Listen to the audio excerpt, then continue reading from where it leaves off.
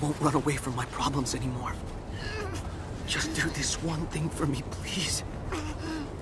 Starting tomorrow, I'll look everyone in the eye. A Silent Voice, or Kono Katachi, is a Japanese animated drama film that I can only watch in moderation because of the way it has affected me in terms of an emotional way and even the way I live my life.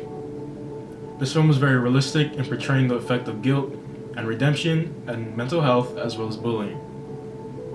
To understand the effects of bullying and guilt, we are at first introduced to our protagonist, Shoya Ishida, a high school student that plans to kill himself but backs out at the last minute in order to tie up loose ends.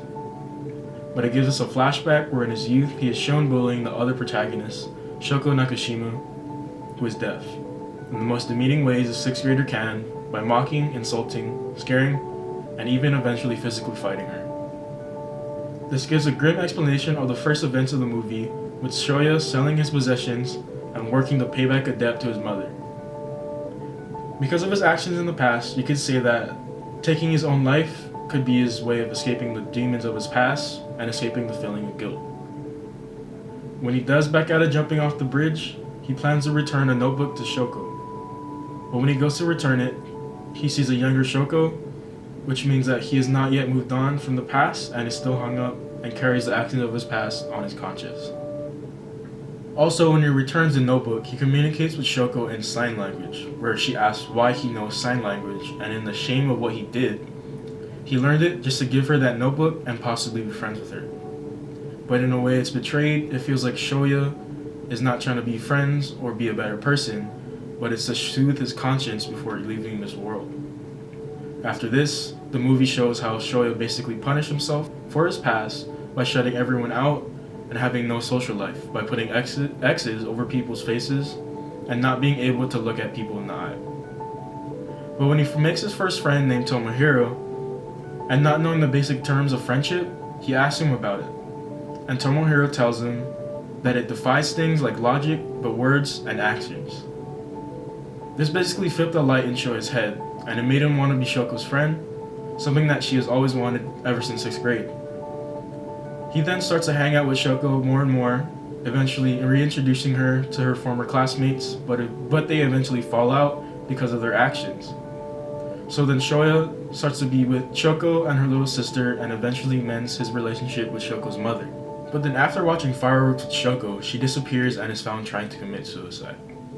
After all this time, she is found to have carried guilt herself, feeling like a burden and always hating herself and always apologizing for the things that she has done, feeling like a burden ever since her youth.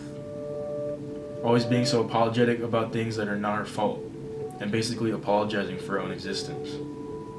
These scenes and actions made me really think about myself, and how I portray myself to the world as a stoic figure that most of the time has nothing to say. But through the virtues of friendship and realizing that there are people who truly care about me, it made me try and get some things off my chest and say some things that I wanted to communicate.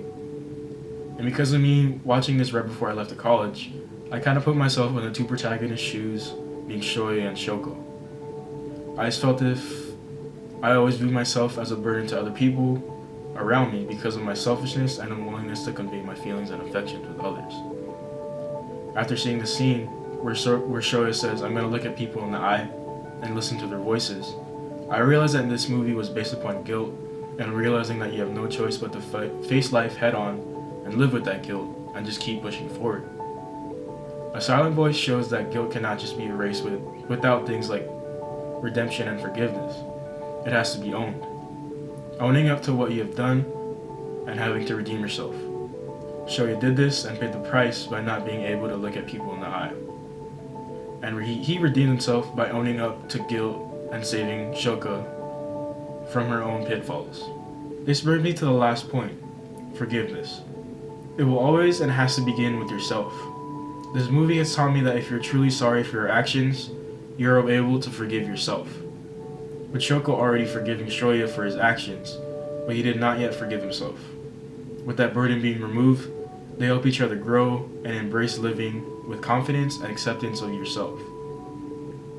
And in the last part of this movie, Shoya walks to the school festival with people having X's over their faces, with them eventually falling off, implying that he has truly forgiven himself.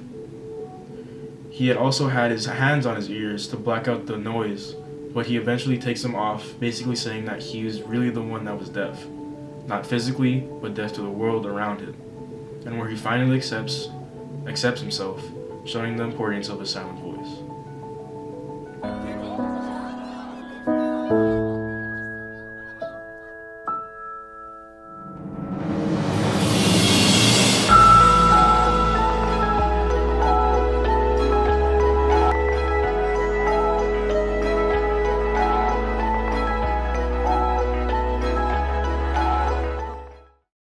In the end, this movie has given me an emotional connection with accepting guilt and honestly just living up to it and being able to forgive others and most importantly yourself when it comes to anything.